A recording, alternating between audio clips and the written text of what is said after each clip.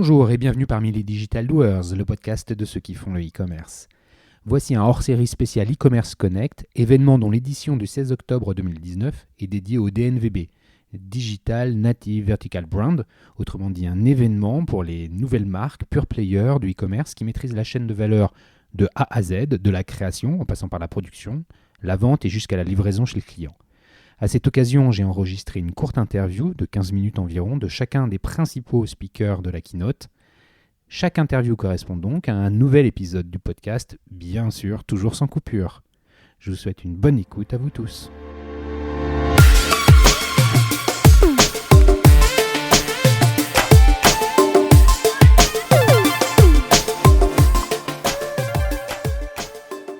Bonjour Julien, merci beaucoup de venir sur les Digital Doers. Tu es le cofondateur de Teddy Bear, une célèbre marque de vente de matelas maintenant. Est-ce qu'avant qu'on en parle, tu pourrais te présenter en quelques mots ? Donc en effet, Julien Sylvain, donc cofondateur de Teddy Bear, j'ai deux associés qui sont hôtes du Colombier et qui s'occupent notamment du marketing de toute la marque Teddy Bear, et deux autres associés, Juan Pablo et Jean-Christophe, qui eux sont designers industriels et sont l'âme de Teddy Bear dans les produits et s'occupent aussi de la DA de Teddy Bear. Donc en quelques mots, Teddy Bear, on est un pure player de la... Avant que tu me parles de Teddy Bear, toi t'as fait quoi ? Tu viens d'où ? C'est quoi ton parcours ? Moi, je suis école de commerce, donc j'ai fait le SCP, SC Paris, et je suis tombé dans l'entrepreneuriat tout de suite à l'école, où on a monté avec Juan Pablo et Jean-Christophe, mes deux associés d'aujourd'hui, on a monté un premier projet qui s'appelait Lead Supply, où en fait on a développé, breveté un lead camp, on était déjà dans les leads, un lead camp pour l'aide humanitaire. Incroyable. Et ce produit, du coup, c'est un produit innovant parce qu'en fait on peut produire du coup localement un lead camp qui respecte le cahier des charges de l'ONU pour les grandes catastrophes naturelles. Donc on a vendu ce produit, notamment à la Croix-Rouge, à l'ONU, et on a décidé d'arrêter après 3 ans parce qu'on avait du mal à trouver un vrai business model. On était embêté avec des problématiques douanières, de transport, etc. Bon, on est passé à autre chose, et par opportunisme, je suis tombé dans le e-commerce, mais l'ancien e-commerce, c'est-à-dire le e-commerce de distribution multimarque. J'ai monté un site internet qui s'appelle Lemon Curve, j'ai cofondé avec Agathe, un site où du coup on revendait 80 grandes marques de lingerie sur Internet avec le modèle qu'on a connu dans les années 2010, qui est celui de revendeur multimarque. Et après ça, donc Ça, c'est une expérience entrepreneuriale, c'est la première. Tu es allé un peu vite parce qu'avant, tu as fait des passages dans d'autres boîtes, mais c'est vraiment ta première, avec Agathe, votre première... aventure entrepreneuriale. La première elle était déjà, après là c'est la première vraie dans le e-commerce, mais la première on avait déjà des salariés, mais celle-là la deuxième était un peu plus grosse que la première, on va dire. La première c'était vraiment une aventure produit, la deuxième c'était une vraie aventure business, on va dire. Lemon Curve, c'est une histoire incroyable déjà. Alors, c'était un succès du e-commerce de l'époque. Après, on a vendu ça quelques années plus tard, peut-être un peu moins bien que ce qu'on aurait voulu. Vous l'avez vendu à qui ? Alors, on l'a vendu à Shop Invest, qui est un groupe qui achète des sites pour mutualiser les... Je te mets à l'aise, je le savais, la réponse, c'est que j'ai interviewé Karine Schrenzel sur ce podcast-là, donc je connaissais la réponse, je vais te laisser le plaisir de le dire, qui continue de développer avec beaucoup de succès, la marque. Qui est assez forte dans ce métier de racheter et de faire travailler ensemble des sites e-commerce pour mutualiser des fonctions. Ouais, c'est ça, en s'attaquant à des verticales. Donc vous avez cette première expérience avec e-commerce forte, avec Lemon Curve.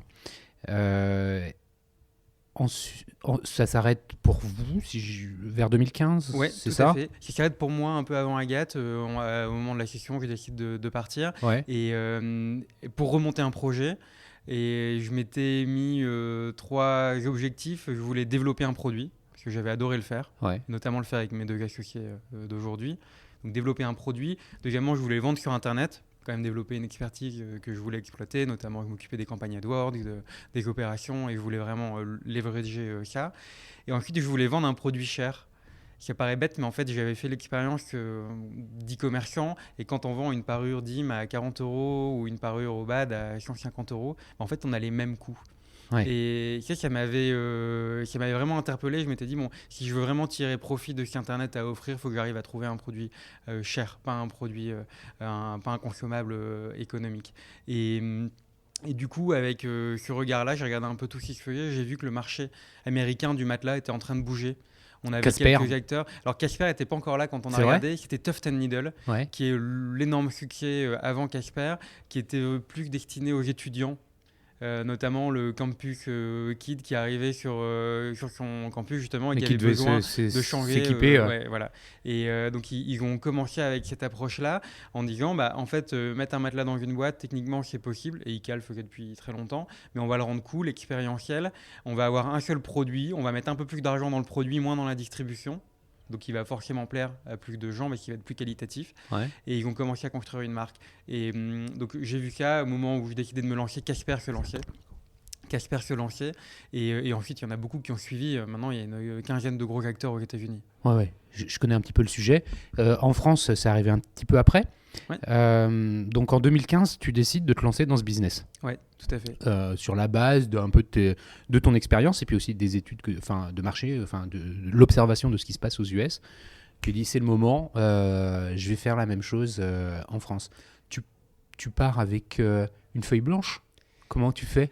Alors, je pars avec une feuille blanche, avec, mine de rien, un tout petit peu d'expérience dans faire dormir des gens. C'est-à-dire qu'on s'était posé des questions autour de comment faire un bon produit, un bon matelas, c'est quoi le confort, les différents types de confort. Donc, on avait déjà cette culture design pour le produit, ça nous a beaucoup aidé. On avait aussi rencontré des fabricants de matelas parce que dans le cadre de notre premier projet entrepreneurial, on avait... T'avais les contacts alors ? Voilà, donc j'avais des contacts qui n'étaient pas les bons, mais j'ai pu tirer la pelote de laine. Et puis, le e-commerce, du coup, c'était assez facile pour moi. Je savais comment m'y prendre et je connaissais les bons outils pour me lancer rapidement. Donc, la grosse partie, elle était le développement du produit. Il fallait qu'on arrive à faire un bon produit qui plaise à la majorité des dormeurs, à un prix assez raisonnable, qu'on comprenne bien l'organisation de la chaîne de valeur. Et on a, je pense que c'est ce qui a fait le succès de Teddy Bear au début, c'est qu'on n'a pas copié ce qui était fait aux États-Unis. Le marché du matelas américain, il est totalement différent, avec des produits beaucoup plus gadgets, des matériaux moins haut de gamme, et aussi des produits qui ont des durées de vie moins longues parce que les Américains déménagent beaucoup plus souvent. Donc un matelas il est jeté au bout de 5 ans. Nous on les garde 14 ans nos matelas en France. Donc on a pris une approche qui était différente. On n'a pas essayé de faire juste un copycat. Et du coup on a réussi à faire un produit qui très vite a eu un avantage produit. Donc ça comment tu le développes ? Comment tu écris le cahier des charges du produit que tu veux ? Démarche entrepreneuriale, donc en allant dans des boutiques, en parlant, en achetant des produits, en les découpant, en rencontrant des fabricants de matelas. Bon, moi je viens du Nord, il y a beaucoup de fabricants de matelas dans le Nord, dans les Flandres, en Belgique, parce que c'était là-bas qu'on faisait les matelas avant. Donc du coup, en rencontrant pas loin d'une vingtaine dans les premiers mois, j'ai pu comprendre ce qui faisait la valeur d'un matelas et comment on pouvait en faire un qui était différent et intéressant. La conclusion de ça, c'est que le matelas, il doit respecter quoi pour pouvoir répondre aux attentes du marché ? La conclusion de cette phase d'analyse, de compréhension du produit, alors c'est quoi ? Déjà, on a eu une certitude, c'est qu'on voulait que notre matelas il soit ferme et accueillant. Alors, ça paraît pas grand-chose, mais en fait, on a vraiment fait le constat qu'il y avait un culte du matelas ferme en France, qu'il n'y avait pas dans d'autres pays. Et on a développé un matelas. On a recherché à ce que les gens ressentent un confort quand ils s'allongent sur le matelas. Et donc, ça, c'est une des visions qu'on a eues quand on a fait le produit, qui apparaît un peu gadget, mais en fait, je pense que quand on développe un produit, il y a des gens, quand ils développent un produit, il manque un peu de vision sur le produit. Ils veulent faire un produit qui va bien rentrer sur le marché, etc. Mais il faut aussi que le produit il porte des convictions. C'est-à-dire que les gens, quand ils le voient, quand ils le touchent, quand ils le déballent, quand ils le sentent, ils ressentent quelque chose. Et ça, c'est vraiment, je pense, l'impact d'avoir des designers dans l'équipe. On a vraiment pu tirer ce fil-là. Donc, on savait, avant même de faire le produit, ce que les gens devaient ressentir quand ils allaient s'allonger dessus. Et c'est quoi alors ce qu'ils doivent ressentir ? Ferme et accueillant.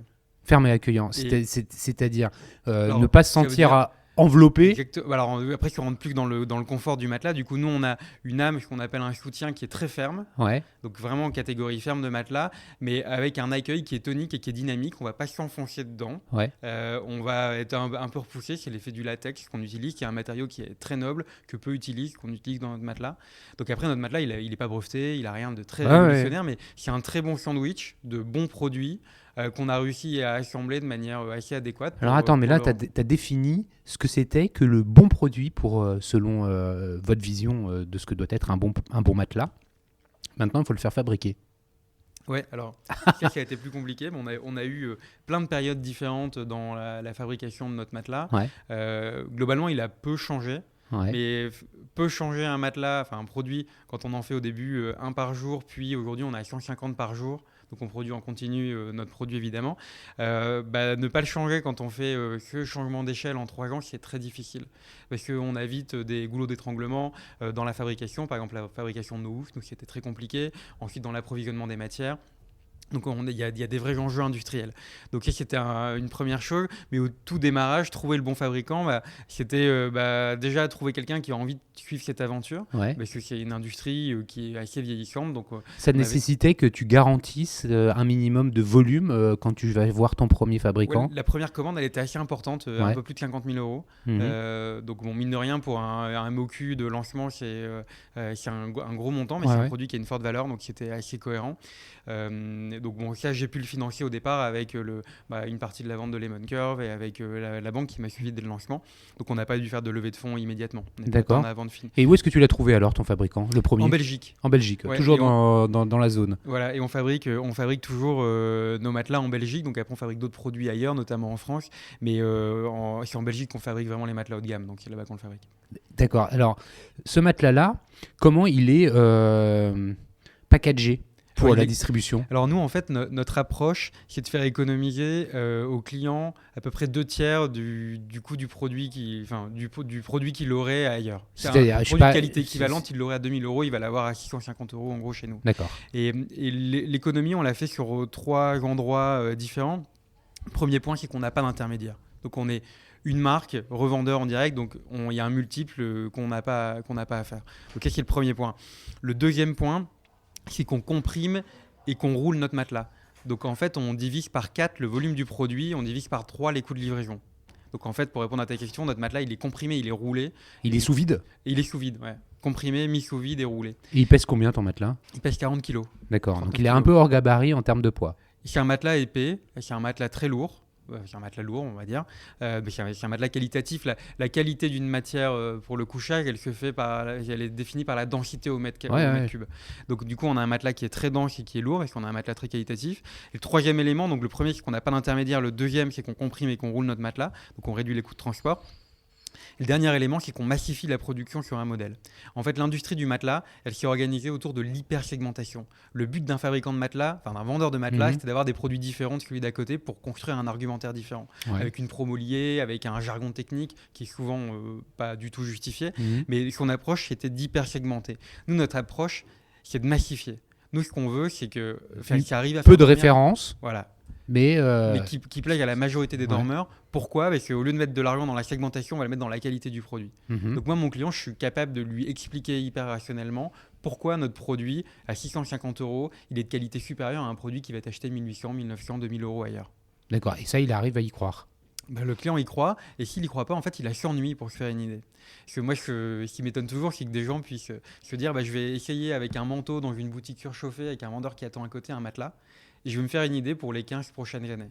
Et en fait, ça marche pas, déjà, c'est un fait. Ça va être une erreur qui va être faite. Et souvent, en plus, le vendeur aura une promotion pour déclencher l'acte d'achat. Et ça, c'est totalement artificiel. Alors, moi, j'achète un matelas chez toi. Donc on va te le livrer. Oui, il est livré. Donc on va te le livrer déjà dans la journée pour que tu puisses vraiment te faire une idée rapidement. La livraison gratuite. Ouais.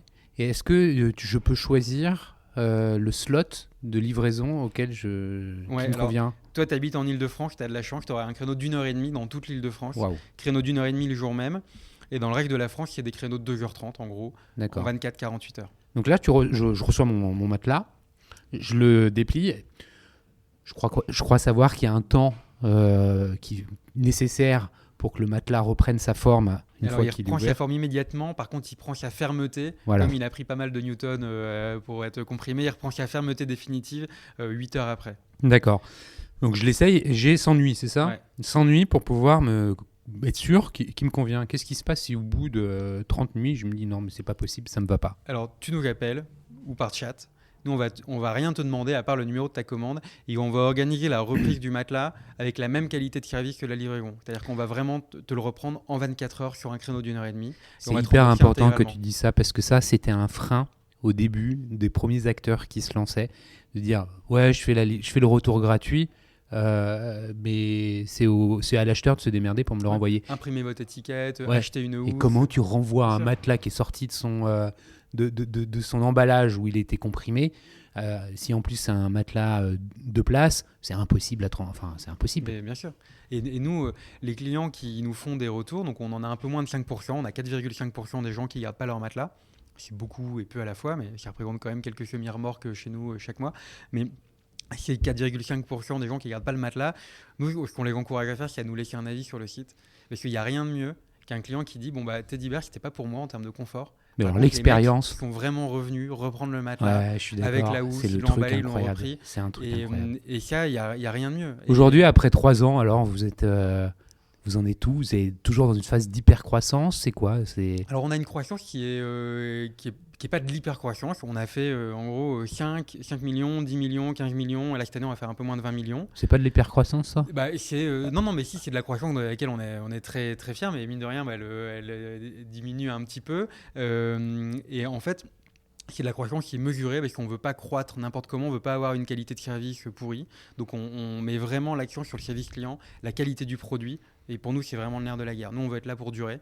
On veut que les matelas soient chez les clients pour très longtemps, que les clients soient fiers d'avoir des matelas Teddy Bear. Donc on veut vraiment faire de la qualité plutôt que de la course à la croissance et ouvrir dans plein de pays, par exemple. Donc aujourd'hui, on est très content de nos chiffres. On a clairement 3 ambitions qui sont d'abord de continuer à construire la marque, d'être vraiment une marque forte pour les produits importants pour la chambre. Deuxièmement, de développer les produits.